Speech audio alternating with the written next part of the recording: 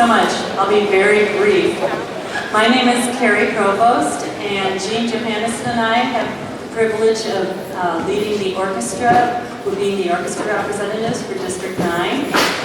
We have to say we are so honored and thankful to Randy Swigum for sharing his talents with the students today. He has exceptional talents and has fostered a sense of camaraderie and humor and kept these students engaged the entire day. They've been working so hard from the minute they got here till just now and through the concert.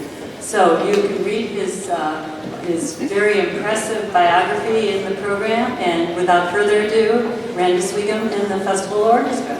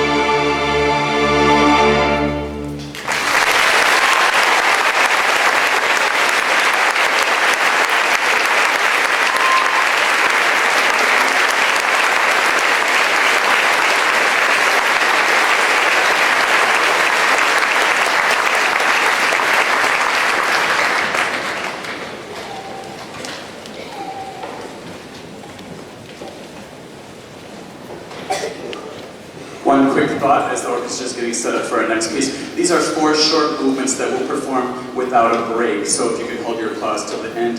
The question we've been asking ourselves about this next piece and the one that follows it is, what is this fascination we have with old stuff? I mean, here's a composer who's still alive. He's only 59, he's very young, who has written a piece that is intended to sound like old music. The Lord, the Lady, the Jester, and the Knight.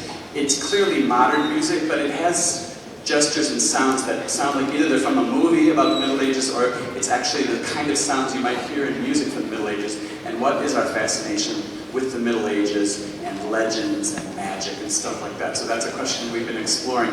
We hope that these 4 character studies will give you pause to think. And also, these are 4 very different personalities: the Lord, the Lady, the Jester, and the Knight. And I invite you to connect with those personalities. Like, who do I know that just fits this personality perfectly?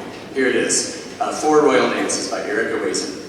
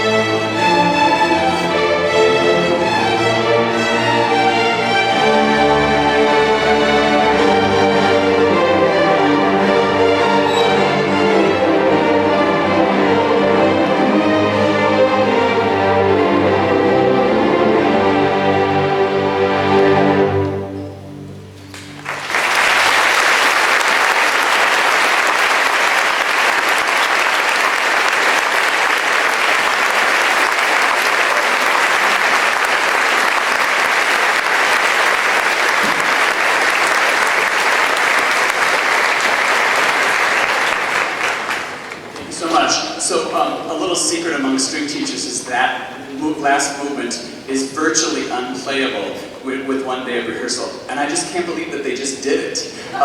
Because, yeah, really, it's amazing.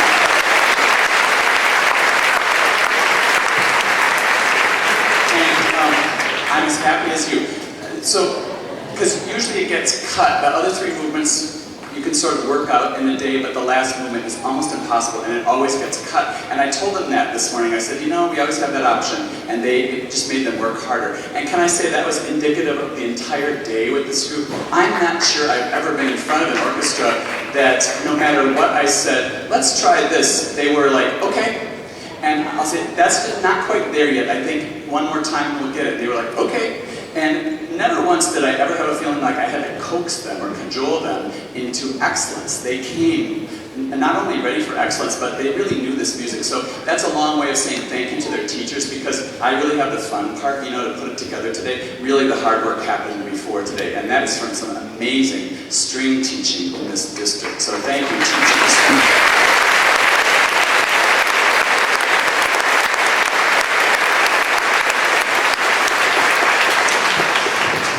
So, you know, being in music, especially playing a string instrument, this is not for wimps.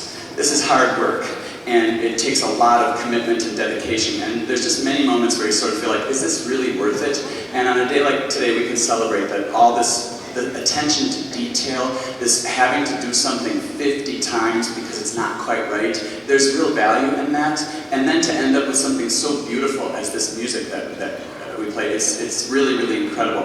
Our last piece is quite famous and familiar. You'll recognize it, if not from commercials, you'll recognize it from, it's just kind of in the culture. It's a party, we talk about, it's a party that if your mom knew you were going, she would forbid it. That's what a bacchanal is. It's kind of naughty and kind of out of control, but a lot of fun. So we're just observing, we're not actually participating. And we have guest castanets. That's Rob Buckley back there with the castanets. Can I hold them up, Rob? Yeah, that's a good one. And can I just say thank you, parents and everybody who has brought this amazing group of kids to where they're at today, because really, I mean, America is in good shape with kids like this, and kids like that, and kids like that in charge. So thank you.